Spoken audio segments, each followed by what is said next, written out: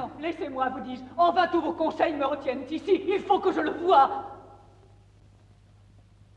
Ah, Seigneur, vous voici. Eh bien, il est donc vrai que Titus m'abandonne. Il faut nous séparer. Et c'est lui qui l'ordonne. N'accablez point, Madame un prince malheureux. Il ne faut point ici nous attendrir tous deux. Un trouble assez cruel m'agite et me dévore, sans que des pleurs si chers me déchirent encore. Rappelez bien plutôt ce cœur qui tant de fois m'a fait de mon devoir reconnaître la voie.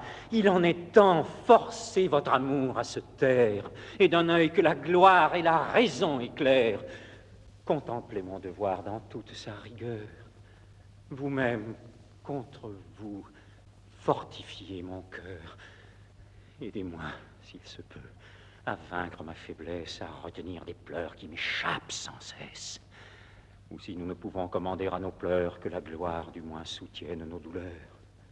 Et que tout l'univers reconnaisse sans peine les pleurs d'un empereur et les pleurs d'une reine. Car enfin, ma princesse, il faut nous séparer. Ah, cruel, est-il temps de me le déclarer? Qu'avez-vous fait? Hélas, je me suis cru aimé. Au plaisir de vous voir, mon âme accoutumée ne vit plus que pour vous. Ignoriez-vous vos lois quand je vous l'avouai pour la première fois? À quel excès d'amour m'avez-vous amené? Que ne me disiez-vous, princesse infortunée, où vas-tu t'engager? Quel est ton espoir? Ne donne point un cœur qu'on ne peut recevoir. Ne l'avez-vous reçu, cruel, que pour le rendre? Quand de vos seules mains ce cœur voudrait dépendre. Tout l'Empire a 20 fois conspiré contre nous. Il était temps encore que ne me quittiez, vous. 1000 raisons alors consolaient ma misère. Je pouvais de ma mort accuser votre père, le peuple, le Sénat, tout l'Empire romain, tout l'univers, plutôt qu'une si chère main. Leur haine, dès longtemps contre moi déclarée, m'avait à mon malheur dès longtemps préparé. Je n'aurais pas, Seigneur, reçu ce coup cruel dans le temps que j'espère un bonheur immortel. Quand votre heureux amour peut tout ce qu'il désire, lorsque Rome se tait, quand votre père expire, lorsque tout l'univers fléchit à vos genoux, enfin, quand je n'ai plus à redouter que vous. Et c'est moi seul aussi qui pouvais me détruire. Je pouvais vivre alors et me laisser séduire. Mon cœur se gardait bien d'aller dans l'avenir, chercher ce qui pouvait un jour nous désunir. Je voulais qu'à mes voeux, rien ne fût invincible, je n'examinais rien. J'espérais l'impossible, que sais-je. J'espérais de mourir à vos yeux avant que d'en venir à ces cruels adieux. Les obstacles semblaient renouveler ma flamme, tout l'Empire parlait. Mais la gloire, madame, ne s'était point encore fait entendre à mon cœur du ton dont elle parle au cœur d'un empereur. Je sais tous les tourments où ce dessein me livre. Je sens bien que sans vous, je ne saurais plus vivre, que mon cœur de moi-même est prêt à s'éloigner. Mais il ne s'agit plus de vivre, il faut régner. Eh bien, régnez, cruel. Contentez votre gloire. Je ne dispute plus.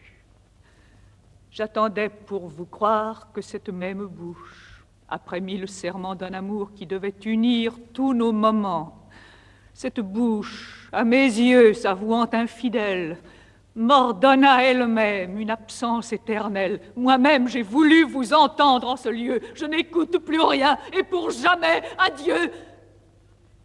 Pour jamais. Oh Seigneur, Songez-vous en vous-même combien ce mot cruel est affreux quand on aime. Dans un mois, dans un an, comment souffrirons-nous, Seigneur, que tant de mers me séparent de vous?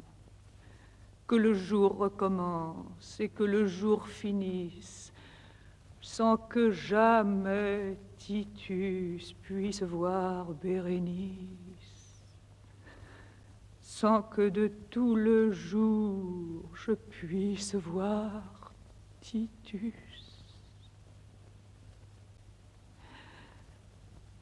Mais quelle est mon erreur, et que de soins perdus.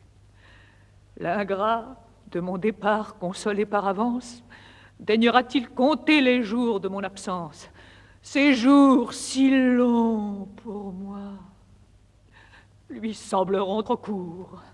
Je n'aurai pas, madame, à compter tant de jours. J'espère que bientôt la triste renommée vous fera confesser que vous étiez aimé. Vous verrez que Titus n'a pu sans expirer. Ah, Seigneur, s'il est vrai, pourquoi nous séparer? Je ne vous parle point d'un heureux Hyménée. Rome, à ne vous plus voir, m'a-t-elle condamné? Pourquoi m'enviez-vous l'air que vous respirez? Hélas, vous pouvez tout, madame. Demeurez, je n'y résiste point. Mais je sens ma faiblesse. Il faudra vous combattre et vous craindre sans cesse, et sans cesse veiller à retenir mes pas que vers vous à toute heure entraînent vos appâts. Que dis-je? En ce moment, mon cœur hors de lui-même s'oublie et se souvient seulement qu'il vous aime. Eh bien, Seigneur, eh bien, qu'en peut-il arriver? Voyez-vous les Romains prêts à se soulever? Et qui sait de quel œil ils prendront cette injure? S'ils parlent, si les cris succèdent aux murmures, faudra-t-il par le sang justifier mon choix? S'ils se taisent, madame, et me vendent leur loi, à quoi m'exposez-vous? Par quelle complaisance faudra-t-il quelque jour payer leur patience? Que n'oseront-ils point alors me demander? Maintiendrai-je des lois que je ne puis garder? Vous ne comptez pour rien les pleurs de Bérénice. Je les compte pour rien. Oh, ciel, quelle injustice! Quoi, pour d'injustes lois que vous pouvez changer? En d'éternels chagrins vous-même vous plongez. Rome a ses droits, Seigneur. N'avez-vous pas les vôtres? Ses intérêts sont-ils plus sacrés que les nôtres? Dites, parlez. Hélas, que vous me déchirez. Vous êtes empereur, Seigneur, et vous pleurez. Oui, madame, il est vrai, je pleure, je soupire, je frémis. Mais enfin, quand j'acceptai l'Empire, Rome me fit jurer de maintenir ses droits. Il les faut maintenir. Déjà plus d'une fois, Rome a de mes pareils exercé la constance. Ah, si vous remontiez jusqu'à sa naissance, vous les verriez toujours à ses ordres soumis. L'un, jaloux de sa foi, bas chez les ennemis, cherchèrent avec la mort la peine toute prête. D'un fils victorieux, l'autre proscrit la tête. L'autre, avec des yeux secs et presque indifférents, voit mourir ses deux fils par son ordre expirant. Malheureux! Mais toujours la patrie et la gloire ont parmi les Romains remporté la victoire. Je sais qu'en vous quittant, le malheureux Titus passe l'austérité de toutes leurs vertus, qu'elle n'approche point de cet effort insigne. Mais madame, après tout, me croyez-vous indigne de laisser un exemple à la postérité qui, sans de grands efforts, ne puisse être imité? Non, je crois tout facile à votre barbarie. Je vous crois digne, ingrat, de m'arracher la vie. De tous vos sentiments, mon cœur est éclairci. Je ne vous parle plus de me laisser ici. Qui, moi, j'aurais voulu, honteuse et méprisée d'un peuple qui me hait, soutenir la risée. J'ai voulu vous pousser jusque à ce refus, c'en est fait, et bientôt vous ne me craindrez plus. N'attendez pas ici que j'éclate en injure, que j'atteste le ciel, ennemi des parjures. Non. Si le ciel encore est touché de mes pleurs, je le prie en mourant d'oublier mes douleurs.